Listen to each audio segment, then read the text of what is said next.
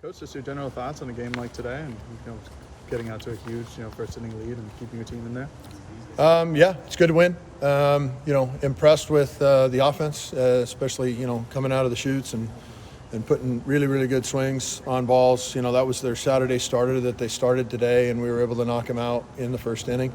That was good. Especially in a double up midweek scenario on a Tuesday, Wednesday against an opponent.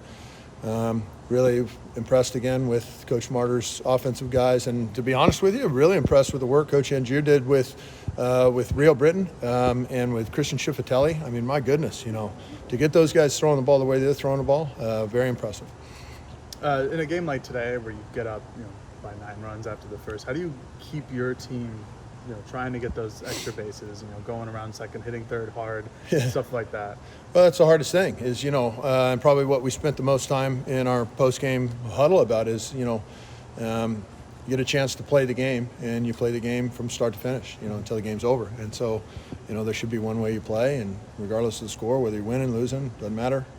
You're going at it 100%. All the way, Will Riley at the very end of the game with a great dirt ball read, advancing the second base on a dirt ball read. That's not a scenario we'd be stealing bases in, but when, dirt balls and stuff like that, those are aggressive elements that we'll continue to teach regardless of the score, where you're not bunting and you're not stealing bases, still playing proper baseball, 2-base running at the right times and stuff like that are still appropriate. And very impressed with Will Riley that he continued to do that even in a lopsided score at the end of the day today.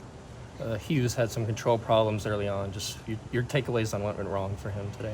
Yeah, I don't know. I'll watch the tape and see, where he went wrong and let Coach Angier make the adjustments. Yeah.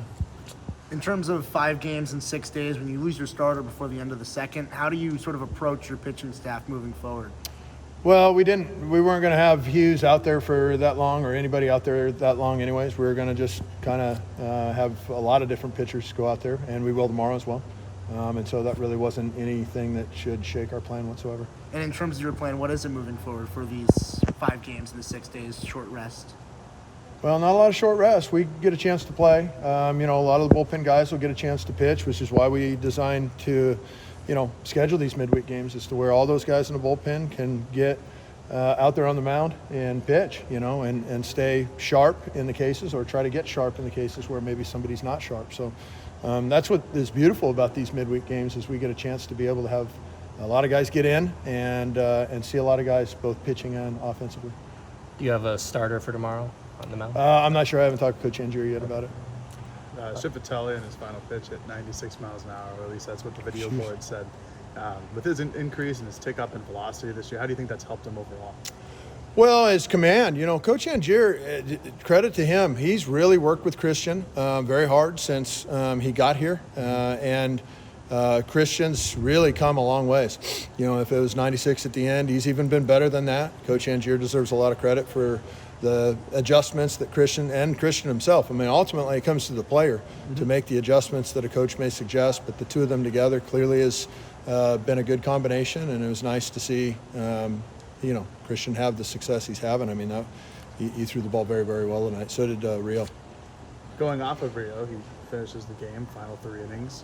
Is that a role you can anticipate going forward, maybe stretching him out a little, or are you still kind of looking for him to be a lefty-lefty guy, something like that? Well, he sure is making a statement for give me the ball more, isn't he? So we'll pay attention to that, and I'm sure that'll be part of our meetings with Coach Angier and our staff to determine. Obviously, Rio's role could easily be enhanced with how well he's done. For R.J. Gordon, he goes tonight. Is that just, he was going to throw a pen today? Might as well throw a pen out there? Yes. Okay. Bryce Bencher got to start at second. Just curious about the thought process behind that. He's a good player, and he's, playing behind Gavin Grant, who's a really good player. And so we started Bryce today just because we were giving Gavin a day off to rest. And Bryce had a good game. It was great to see him up there swinging the bat, and he was crushing balls. I think he had 5 at-bats, and 4 of them were really, really good. So I was happy for Bryce. He played mostly outfield last year. Quite defensive versatility to move over to second. He can play shortstop for us, too. I'm sure if we stuck gear on him, he could probably catch. He's an athlete like crazy, and we're thrilled to have another local guy having success here. Going off somebody who might be moving positions, Brendan Malone. hasn't played the field yet this season. I know last year you did the same thing.